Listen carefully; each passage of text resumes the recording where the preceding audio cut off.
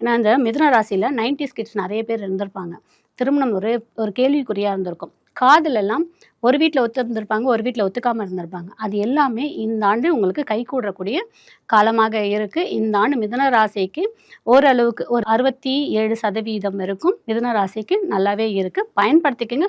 But நிதானம் வேணும், கவனம் வேணும். எந்த ஒரு வேலை செய்யும் போதும் 1க்கு 3 முறை 4 முறை யோசித்து செய்யும் போது மிதுன ராசிக்கு இந்த குரு பயிற்சி ஓரளவுக்கு நல்லாவே இருக்குது.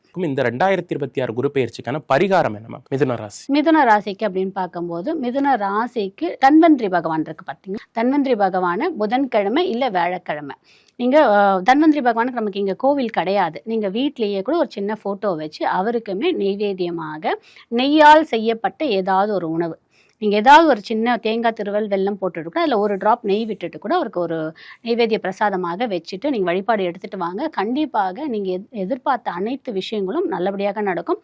முக்கியமாக உங்களுடைய மன அழுத்தம்ன்றது குறையும். அழுத்தம் தான் ஆக்சுவலாக மிதுனை பொறுத்த வரைக்கும் நிறைய அழுத்தத்தில் இருப்பாங்க. அந்த அழுத்தம்ன்றது கண்டிப்பாக குறையும்.